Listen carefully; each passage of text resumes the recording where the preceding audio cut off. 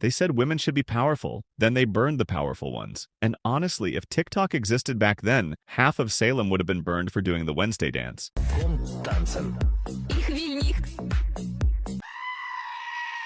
Yeah, welcome to 1692, the year when being a little different could get you literally executed. You are born in Salem, Massachusetts in 1692. Life seems simple. The village is small, the streets muddy, and the homes are cold in the winter. People pray, work, and follow strict rules, the Puritan way. Everything seems normal until fear arrives. Salem is a place of order, but also suspicion. Everyone watches each other, everyone whispers. The fear of the unknown is everywhere, and then the whispers turn into accusations.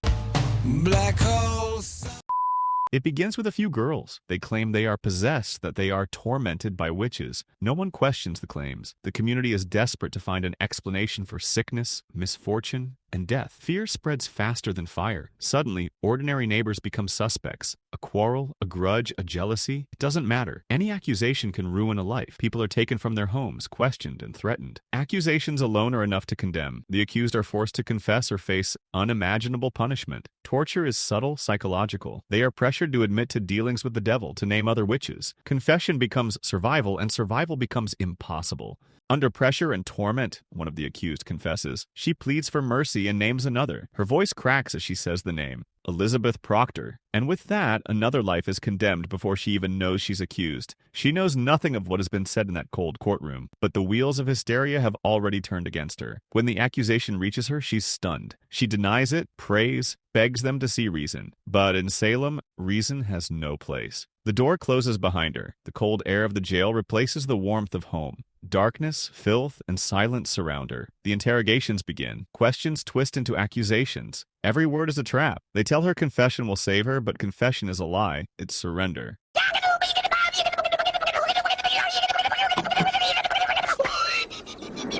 Days turn into weeks. Outside, the hysteria grows. More arrests, more names. Every confession births another accusation. Elizabeth's husband, John Proctor, speaks out against the madness. He calls the trials what they are, lies and fear. But truth is dangerous in Salem. Soon, both husband and wife are prisoners. Hope fades. The world they built together is gone. Elizabeth waits in her cell. She is weak, hungry, pregnant. The nights are long and filled with screams. Each dawn brings another hanging. One by one, the accused are led to the gallows. Their prayers echo in the wind. The rope tightens, the crowd watches, and silence follows. Elizabeth's turn comes, but her life is spared, not from mercy, but because of the child growing inside her. The court delays her execution. She listens as her husband is condemned. The day he dies, the world outside her cell falls silent. Only the crows cry for him. Months pass. The hysteria finally burns itself out. The courts dissolve. The survivors are released, broken and hollow. She returns home, but it no longer feels like home. Neighbors whisper behind curtains. Friends cross the street to avoid her eyes. The world moves on, but she cannot forget. Every sound reminds her of the screams. Every silence reminds her of those who never came back. The Salem witch trials leave scars deeper than death. Guilt, fear, and grief become the legacy of the survivors. The truth is simple. There were never witches in Salem, only people, afraid, desperate, and lost in their own darkness.